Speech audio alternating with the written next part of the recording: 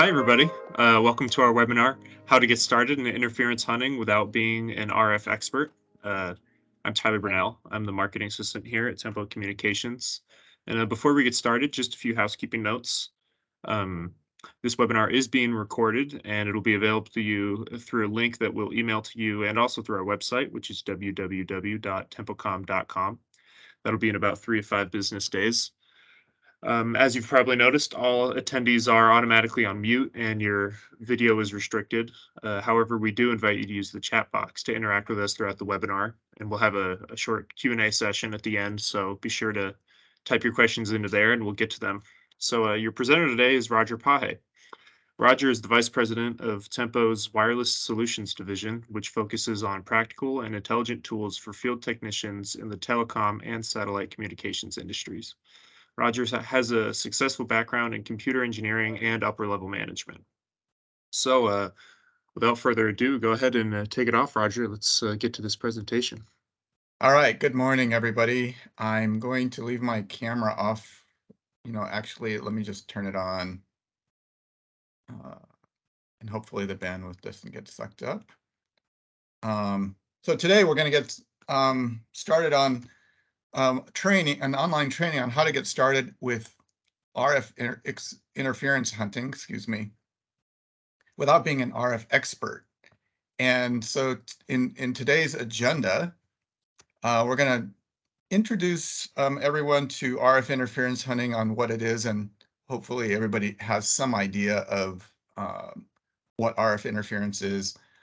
I'm going to go through a simple 3-step process to get started in interference hunting. So we're going to, within that 3-step process, we're going to look at prep before ever spending a dime on any kind of test tools.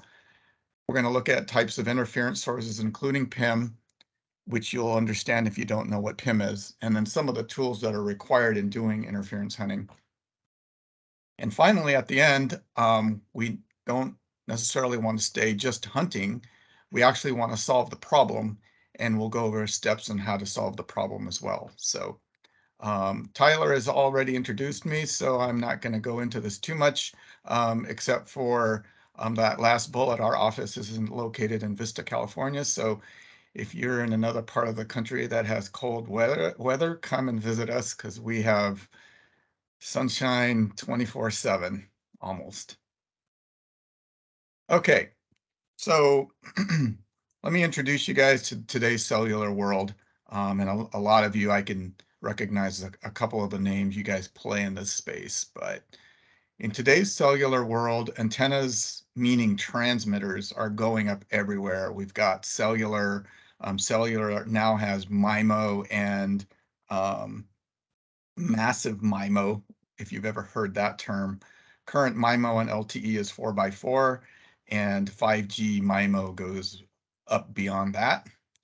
We've got backhaul antennas, satellite, cable TV, military.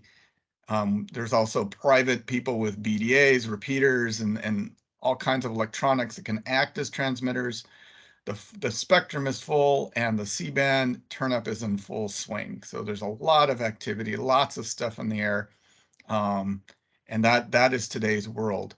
Unfortunately, what all these transmitters cause are problems, and so we're going to look at some of those problems today within some of the cellular trends. So I think I'm going to start, since this is a basic training webinar, I'm going to start at the very beginning. And I'll apologize to some of the people on the call who are a little bit more advanced, but we will offer more advanced training in the future. But let's get started with, why is RF interference a problem? I mean, yeah, so what, right? There's a lot of transmitters out there, so what? Well, RF interference degrades the user experience at the end of the day. So if you've ever experienced drop calls or spotty calls or data that's slow, the user experience is degraded if you've got an RF interference problem. From an operator perspective, a poor user experience leads to churn. And if you ever heard that word churn means subscribers who jump from Verizon to T-Mobile, or T-Mobile to AT&T, or AT&T to Verizon, is where people turn off their cell service because they can't stand the experience and they go to another. And I did that a couple of years ago. And so I'm not going to plug any particular operator during this webinar, but churn is what the operators do not want. So they don't like churn. There's one other, so interference needs to be solved so operators don't experience churn.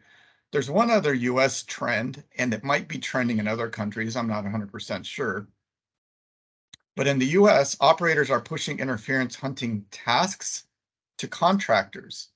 Two of the big operators that I've worked with very intimately in the past used to have hundreds of technicians on staff doing interference hunting and RF related issues. And now they're pushing all of that work down to the contractors. And so what that does is it creates an opportunity for some of the general contractors who want to offer this service, but it also requires a learning curve and tools investment for those contractors. So it's something that a GC would have to invest in. And so that relates to who this training is for today. So I'm targeting field technicians on this training, someone who's out in the field, who needs more information on getting started with interference hunting. So maybe your operator customers are asking you to do this type of service. Some field technicians who are already doing interference hunting, but need more training and skills. And then finally, field technicians who are looking for information on tools needed to do interference hunting. There are more modern tools available today that are not nearly as expensive as in the past. So I'm going to go over some of those in this webinar. This training, we're going to focus on uplink interference problems. And if you know anything about the cellular networks, you understand that the uplink is actually the most vulnerable part of the radio access network because you can't control it. There are some things you can control with the transmitters, but you can't control the uplink. So that is the most vulnerable part of the radio access network, and we're going to focus on uplink interference problems in this webinar. And then anyone looking to reduce tool costs, so maybe you have costs and tools today, and you're looking for a way to reduce those costs and also be more efficient in performing this service. So that's what we're going to focus on today. So leading into that, I want to do a quick poll on how you would rate your RF interference hunting experience. And that will give us a good idea of who we have in the audience. If you can just, Tyler, I don't know if you want to instigate the poll, but oh, there should be a poll question now live on everyone's screen. Okay. Here we go. I see some responses coming in.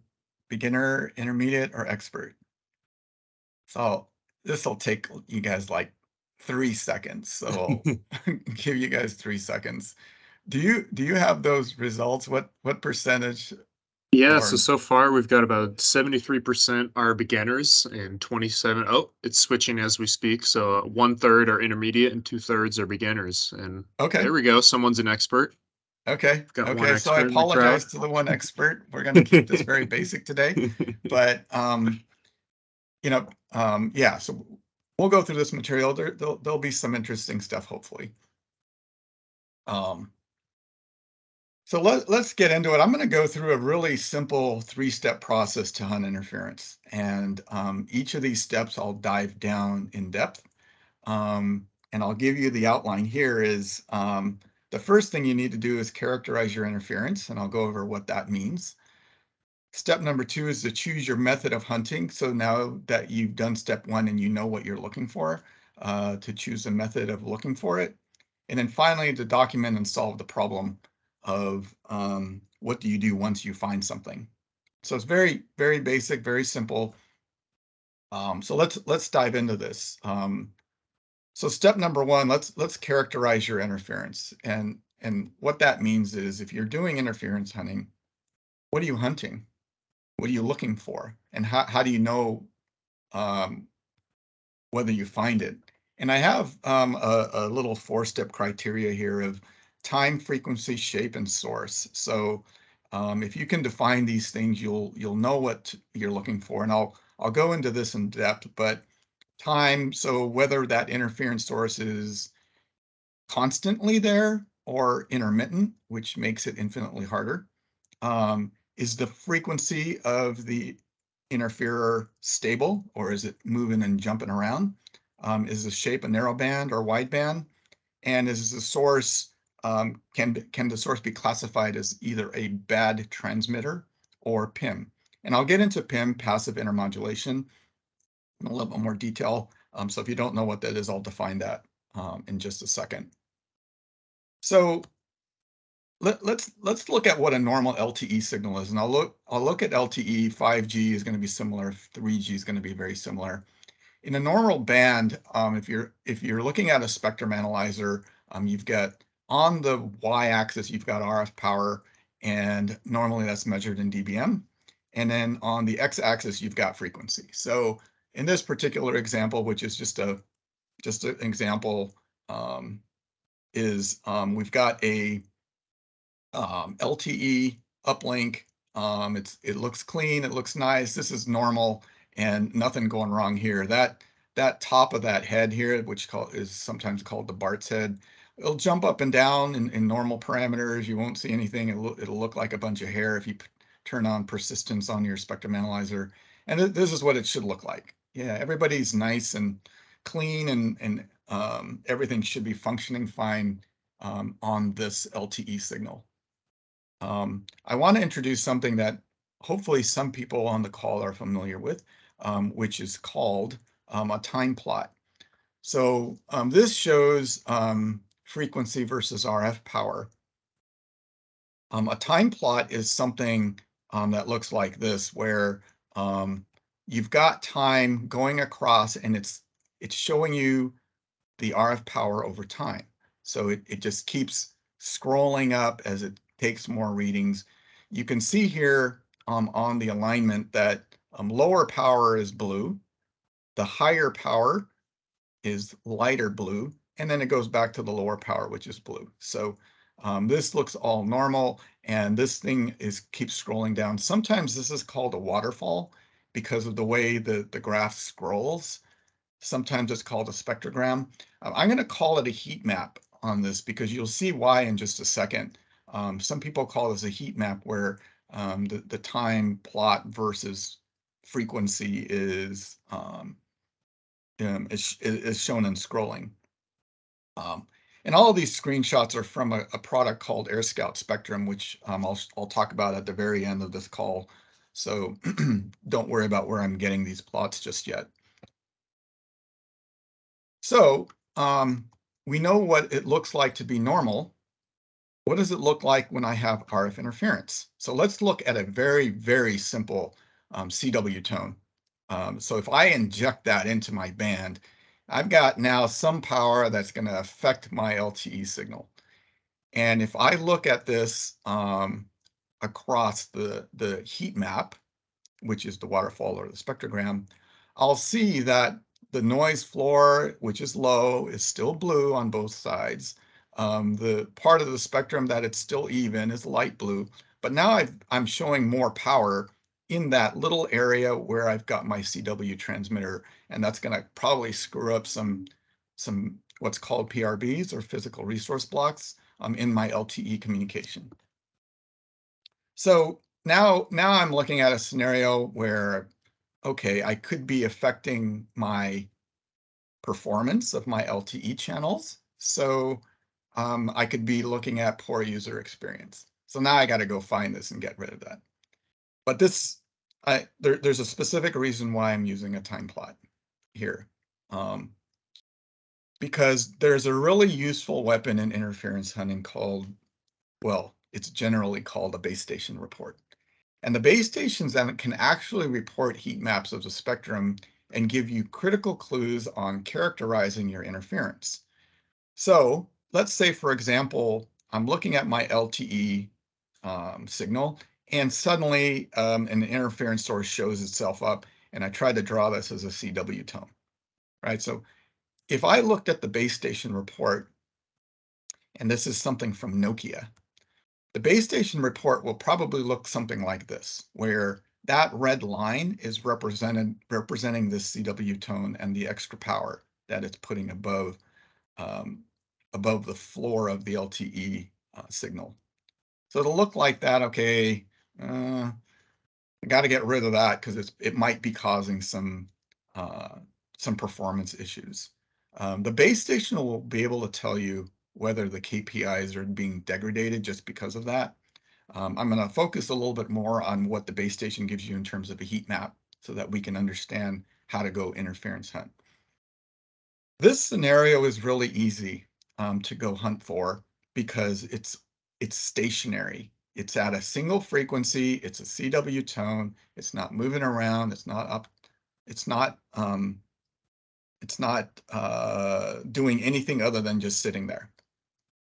This happens to be a real interference hunter. The antenna tilt controller was bad, and it caused a CW tone to appear in the uplink of this signal. So now I'm going to get a little bit more complicated now. I'm going to show you some examples of how it starts to get more and more complicated. So CW tones are easy. Let's look at a wideband interferer. So a wideband interferer isn't one little tiny spike. It's something spread across multiple, a bigger frequency range. And oftentimes it just looks like a little square thing sitting on top of the signal. And this actually is easy because if it's persistent like this, you can go hunt down and find it. It starts to get harder when you have intermittent interference. So intermittent interference can be one of two different things. One where it's intermittent and it's kind of going like this. It's kind of just blinking back and forth. Those are really starting to get a little bit more difficult to find. And then you get ones that may be really hard to find where the intermittence might be every Sunday morning. And I'm going to use that as a specific example because I've got a case study on that later in the presentation. Let's say it appears Sunday morning between 9 a.m. and 10 a.m. And then for the rest of the week, it looks like this. And then you come back Sunday morning at 9 a.m. and the base station will tell you this. From 9 a.m. to 10 a.m., I had this interference source. And then 10 a.m. hits and it goes away. And you guys can probably guess what that might be. But so you get intermittent interference. And then you get something called passive intermodulation, which is PIM. And that is particularly nasty because it can affect the entire band. And it will tilt the signal. And so it'll look like this. And so I'll show you an example of this. And we'll get into some of the details of what causes this in a second. And this is another classification. So I'm going to call these two just basic transmitter interference. And then I'm going to call this PIM interference. And it's important to classify the two because the hunting techniques are different between basic transmitters and PIM. So let's look at some examples that use heat maps. Here's a pulsed interference example. Again, a base station report. The red is only appearing at intervals.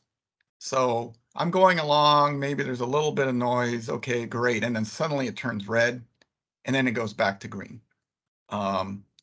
So depending on the scale of how fast the base station is reporting this, we actually don't need to be concerned about one-off pulses. So let's just say this is a pulse and it occurred over maybe 3 seconds. We actually don't need to worry ourselves about that because the base station either corrects it or it's so fast, even at 3 seconds, it's not going to cause major performance issues on the network. It's the persistent pulse signals which ruin the throughput, which I'll show you an example of in just a second. But this is a pulse interference example where you don't need to worry about it. And so if we look at this and run it through my little checklist of time, frequency, shape, and source, in time, is the interference constant or intermittent? And it looks like it's a one-off. So it's intermittent, but maybe this occurs again somewhere down on the graph. The frequency is stable, so it's not moving around. The shape is, it might be a little bit wider than SCW tone. This looks like just a bad transmitter because remember, PIM goes all the way across the frequency range. And again, the frequency is designated by the x-axis. All right, so we got a bad transmitter here. It's sort of wideband, it's intermittent. Okay, now I've been able to characterize this. Let's look at some other interference examples. Look at this guy. Now, this is really difficult to see on the spectrum graph because this thing is moving and then it moves back. This just happened to be a FM amplifier device, I think. Here's a pulsed thingy where it, you see red at certain time intervals, and remember the y-axis is time, so you'll see doom doom doom doom, and then you see it. This will really screw up LTE performance.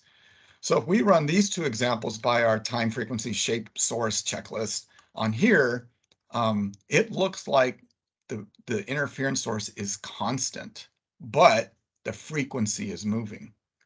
So it's a narrow band, so that thing is going to move around, and this is a bad transmitter.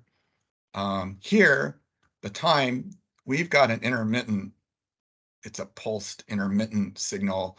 The frequency moves, except for this little area, it's pretty stable. It's kind of wideband, and this is also a bad transmitter. So now we're starting to get a feel for, okay, now the base station is starting to tell me how do I read these heat maps? It's starting to tell me the characteristic of my interferer. Let's look at PIM. I've talked about PIM a little bit. And PIM, sorry, I don't have a real live example, but it looks like where that red is.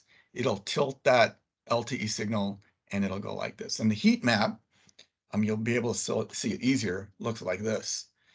And this, you can see it affects the entire spectrum. I mean, and you'll see the tilt because over here it's green. Actually, this is tilted the other way.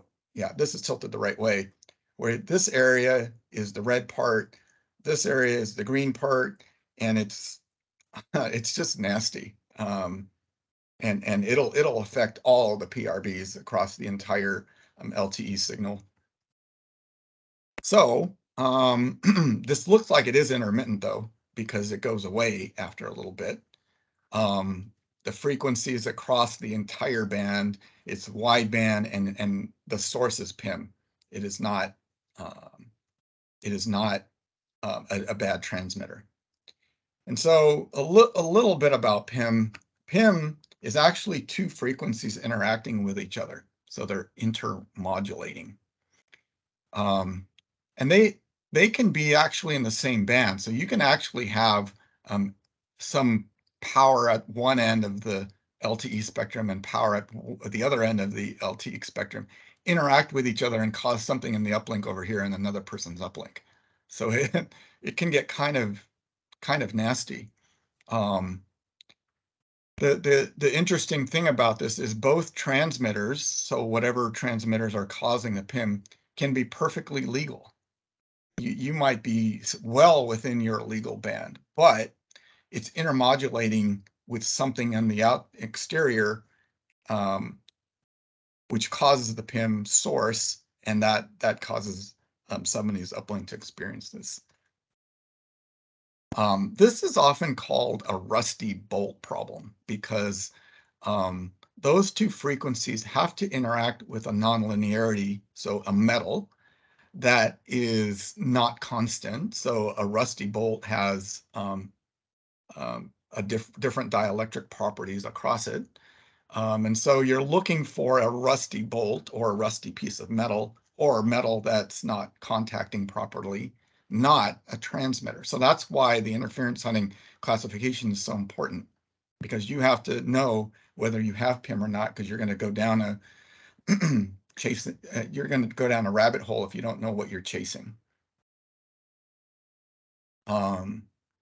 I'm going to get into this a little bit more. Hunting for PIM interference, you're looking at something external. That's a rusty piece of metal or different types of metals. It can be internal or it can be external. So your coax cables or antennas can actually cause PIM as well. People are a lot better. The manufacturers are a lot better now on creating not properly PIM rated cables and antennas, but it still happens, and oxidation can happen over time. So, all right, let's get into a couple of tests, right? Oh, look at this heat map. This is really hard to find. It is intermittent, right? So it appears and it doesn't appear, and then it appears again, and then it appears in a different frequency. So the frequency is moving. It's intermittent, which is one of the worst kinds of things that go hunt. The shape is kind of wide band, maybe, and this is a bad transmitter. I remember this is a security camera of some sort. Just bad, poor electrical design that's spewing off emissions and causing problems in the LTE band. Let's look at another one. And this is my last attempt. We've already looked at this one, actually. A small little pulse, and this is pretty wide, but it only pulsed once. And everything else before that is kind of green. Whoops. Everything after that is kind of green. So yeah, it's intermittent, but again, a very short pulse we really don't care about because there are bigger fish or bigger problems to find. All right, so once you can classify your signal, you got to go hunt it, right? So now you got to choose your method of hunting. And hopefully you have your base station reports in hand, because this will obviously help you characterize it. And so again, the biggest question, do I have a bad transmitter or PIM? Because the hunting method is different. If I have a bad transmitter source, I need a directional antenna coupled to a filter with a field spectrum analyzer, right? So something that looks like this. This is our AirScout Spectrum with the optional directional antenna connected to our field spectrum analyzer. And so once you know the characteristics of your signal, you got to go out and hunt for it. And so you take this and you got to drive around, and hopefully the base station's giving you the power, and you're able to know the characteristics, and you say, okay, I'm looking for this, in the simple case, a CW tone with this amount of power, and I'm going to go drive around the area of coverage of that particular sector of LTE and see where it is. So you're pointing this thing all around. You're maybe in your car. You get out of your car and you got to use this, and these are the simple tools. Oh, I don't have the filter in there. The filter normally goes in between the antenna and the spectrum analyzer. And the filter, if you're not familiar with that, you need it because you want to clean up the front end, because there are, again, so many transmitters. There's so much noise out there. You want to reduce the noise as much as possible, so you're only looking at the band in question. You get a directional antenna with a filter. Don't use an omni antenna. I mean, it'll pick up everywhere and you'll never be able to find it. So a directional antenna with a filter, with the field spectrum analyzer, looking for a transmitter source. So what if you have PIM? If you have PIM, you start off with very similar things. You still have a directional antenna. You still have a filter. You still have a field spectrum analyzer. And now you got to get something called a PIM tester. And this PIM tester allows the user to simulate or send a CW tone through the antenna so that you can locate this PIM source easily. And so this costs dollars, though. I'm trying to represent this. I'm not going to throw out pricing on these guys. If you're familiar with these, they're way up there. They're multiple tens of thousands of dollars. And so you're looking for a rusty bolt that might be on the rooftop or on the bracket. Here, I was up on a rooftop and we were looking for some PIM sources on the bracket. because it was a very local high, local, what looked like a local PIM source. So we're looking at brackets. There's the PIM tester there, in case you're not familiar with what it looks like. A big box, pretty heavy, 40 pounds, haul up on the rooftop, connected to the antenna, light up the PIM source, and then use a spectrum analyzer to find the PIM source. So this PIM hunting is a course in of itself. So at the end, let me know at the end of this webinar. Let me know if you're interested in learning about PIM and PIM sources. This really is a whole training course, really, in and of itself. But I'm giving you some of the basics here on bad transmitter interference hunting versus PIM tools. Bad transmitter hunting is hard enough. So let's talk about that a little bit. This is where a transmitter's throwing trash into your band. So any one of a number of different things can throw. Cell repeaters are big culprits, especially the ones that unfortunately are maybe designed outside of the US, so they don't maybe adhere as much to the FCC requirements as required in the US. I often see cell repeaters doing damage that are not designed in the US. Signal generators, welders. Welders are interesting because their frequencies move. I mean, they jump around a lot. Bad IoT devices, they throw out wideband spikes. The security camera interference that I showed you earlier was an IoT device. LED headlights, that shouldn't be in here. This causes PIM, actually, so ignore this for just a second. Okay, so here's my little case study. Remember I was talking about interference that's intermittent, that only happened between 9 a.m. and 10 a.m. on a Sunday. And that turned out to be a bad microphone on a Sunday church service. So that base station, when it tells you, oh, my interference only happens, that'll give you a really good clue, because if you didn't know that, if you just knew, okay, I have interference, I'm going to go hunt it, and you're hunting it on a Tuesday, you're never going to see it. So if you knew it was 9 a.m. to 10 a.m., you can kind of analyze the situation. Okay, what happens between 9 a.m. and 10 a.m. on a Sunday? Okay, some church services maybe. Or, oh, it only happens during Saturday morning at 11 a.m. Okay, maybe that's a football game. So you can use a lot of deduction in using that base station report to figure out, okay, when do I need to go look for this, and what does it look like?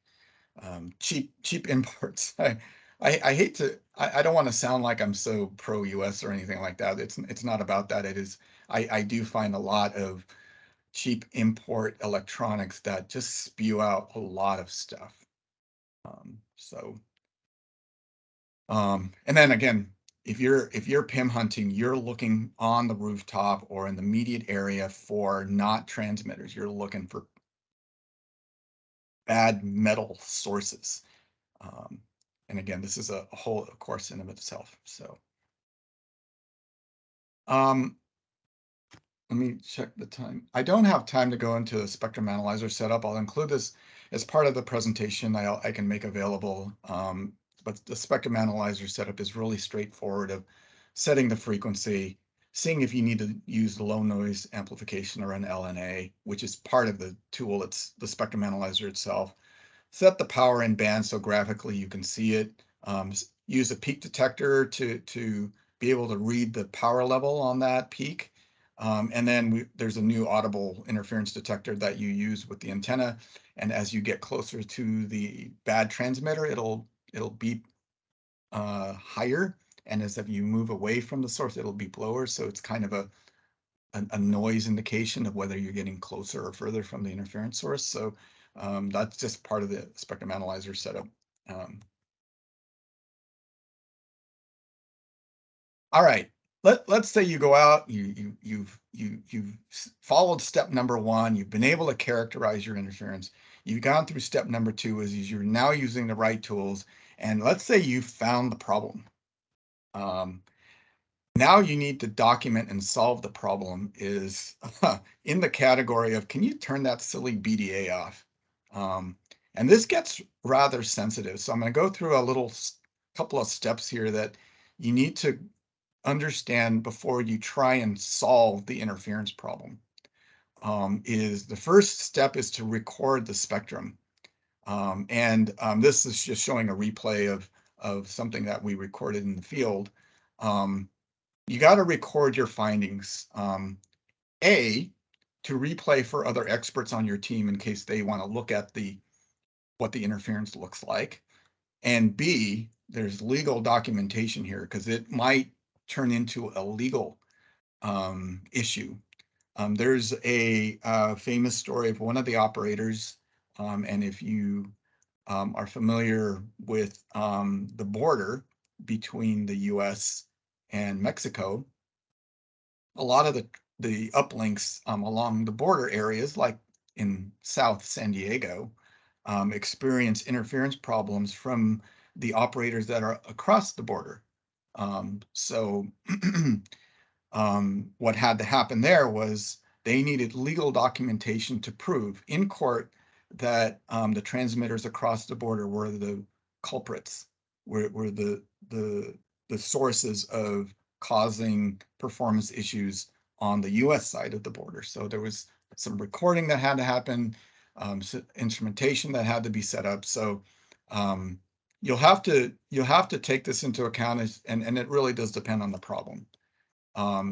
So our AirScout spectrum, we can record for hours, depending on the settings, well beyond what you'll need to document an interference case. And then you can replay it back in any number of different modes that I won't get into here because I'm starting to run out of time. And so now you have documentation of, or just legal proof of the interference source. Once you find it, you can record it. And then solving a bad transmitter. So let's say you've gone out in the field, you're using your directional antenna, you know what your interference source looks like. You go out and you find it's some guy's welder. Now what do you do? Well, first you followed the power and you found the source, right? You've recorded it. And now you got to politely figure out how to turn it off. So you can't turn it off for this guy because it's his business, right? So you'll have to, that option is off the table for a business like a welder. You can either shield it, you can figure out how to reduce its power. In this case, it's not. Or you can replace it with, if it was an electronic source, you can ask them to replace it with something that's more compliant. But this gets into the trickiness of interference hunting is the operators, since they're pushing down this work to the general contractors, the GC has to go in and say, as a representative of operator A or operator V, I need to have you work with me to turn off or eliminate that source that's causing our uplink performance issues. So now you have documentation, you've got, so normally the operators will provide you with an FCC letter saying whatever operator is legally, it has this spectrum, owns it legally, and no one else is allowed to transmit in it. And here you go, Mr. Welder, I have the authority to remove things that are in my spectrum. How do I work with you on that? In this particular case, I remember the welder, they shielded part of the building, which was pointing at the cell tower.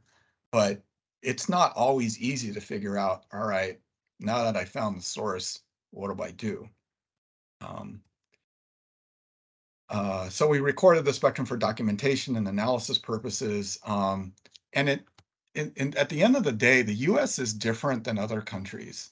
The US, the spectrum owners, so let's just say, for example, Verizon or AT&T or T-Mobile owns the spectrum.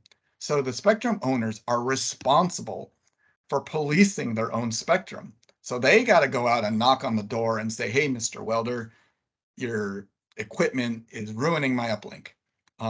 In other countries, as I understand it, the FCC or the equivalent FCC body can act as the enforcing agent in doing this. So just work with your local regions. If I don't know how many international people we have on the call, but work with your local operators and agencies to figure out how to turn this off.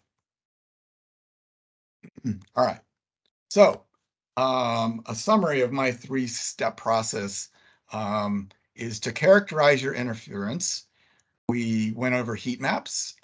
We over criteria of when that interference happens and what it looks like. Once you've characterized it, you get the right tools for the job. So make sure you understand the hunting between a bad transmitter versus hunting for PIM, which you need more equipment on. And then finally, once you find the problem, to document and solve the problem, record it for documentation purposes, and then use the different techniques, which might be people techniques, to get the problem resolved. When you go to characterize your interference, back again, I've defined the time, frequency, shape, source, whether the time is constant or intermittent, frequency, is it stable or moving, narrowband or wideband, and then is the source of band transmitter or PIM. So now I've talked a little bit about the product AirScout Spectrum on this webinar. Let me check the time again real quick. Up. And so if you are interested, we can certainly provide. We have a limited number of demo equipment available if you'd like to try this out in the field.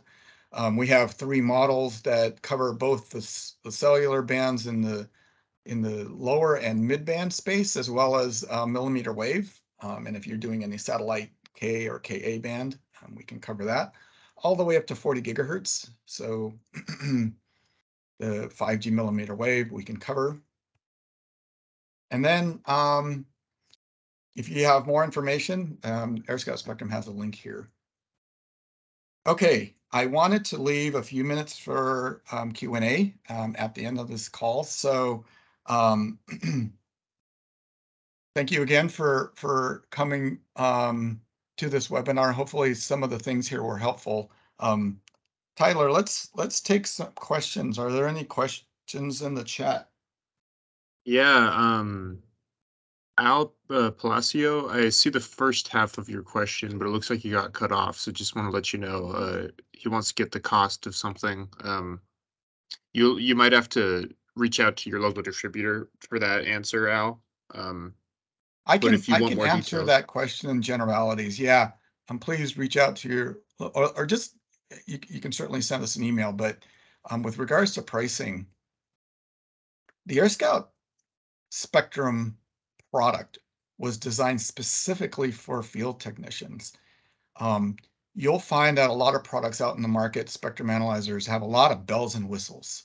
And we purposely decided that field technicians don't need a lot of bells and whistles. They need something that do the job fast, quick, and be in a rugged, small, compact case. Our price is significantly lower than any of the major competitors on the market, significantly, and I'm talking upwards of 30 or 40% cheaper. So just keep that in mind. Reach out to us for the specific pricing, but just know we're favorable. Yep, absolutely. I have another question for you. Can the AirScout Spectrum also be used as an antenna alignment tool? Yes, good question. We have an antenna alignment kit that uses a signal generator to light up one side of I'm going to use the microwave backhaul antenna for example's sake. If you're able to, the antenna alignment kit that we have uses a signal generator to light up one side of the antenna, and the other side of the link you can connect a spectrum analyzer. So yes, we have an antenna alignment kit specifically to do that. Awesome. We have another question here in the chat. Do you sell the antennas and all the accessories such as LNA and low noise cables? So I think Yeah.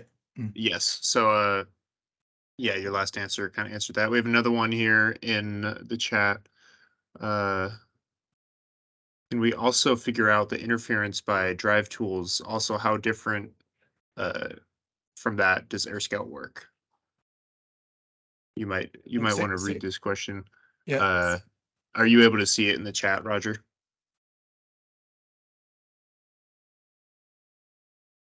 By Atik Rahman. Oh, yeah, yeah, yeah.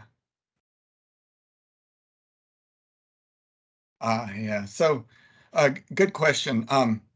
The question is, can we also figure out the interference by drive test tools, and also how different is AirScout Spectrum from that?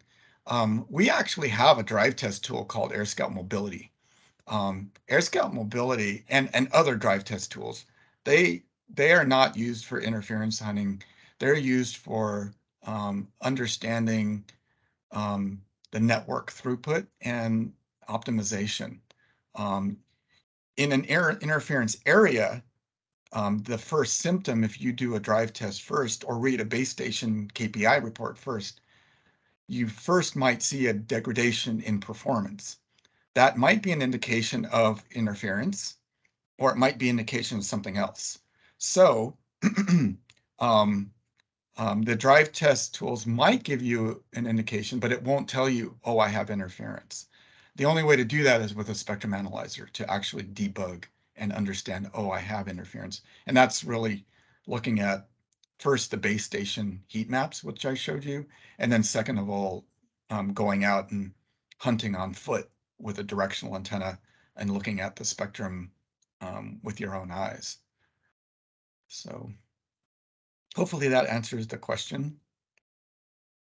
Great. And another one. What are the limitations in comparison? This is in regards to AirScout Spectrum in comparison with other robust spectrum analyzers such as Enritsu or Keysight. Yeah, the biggest difference is in feature set. So the Enritsu or Keysight box, they have an unlimited, well, I used to be a product manager at Enritsu, so I have to be careful not to throw out too many things, but there's a huge number of features that can be included that are all software type of features. So, for example, integrating coverage mapping with the Enritsu box, or doing FM demodulation, or yeah, there's just a ton of other software features that and it's commensurate with the cost. So you will see some of the competitors' boxes start to really go way up even if you get a basic configuration. I think that's the biggest difference between the AirScout Spectrum and the competitors' boxes. It's also the biggest reason why our price is lower and their prices are higher. Yeah, and if you go, yeah, all you need to do is just go on Enritsu or Keysight's site, try to configure a box, and just do a basic configuration. You'll see. I think Keysight still has their prices on their website. Actually, I don't think Enritsu does, but it'd be an interesting exercise to go through, see the feature set, see the number of features that are used for different things. There's a lot of people who are more RF engineers, so they want to look at something more specific, like demodulation, for example. So Awesome. It looks like that's about all the questions we have today. So we'll go ahead and wrap up. Thank you all for joining us today. Like I said in the beginning of the presentation, this recorded webinar, the recording of it will be available to you guys in about 3 to 5 business days. We'll email you guys a link to that so you'll be able to access it and refer back to this information as needed. So thank you all for joining us, and you all have a great rest of your day. Thank you, Roger. all right, thank you guys for coming. Awesome.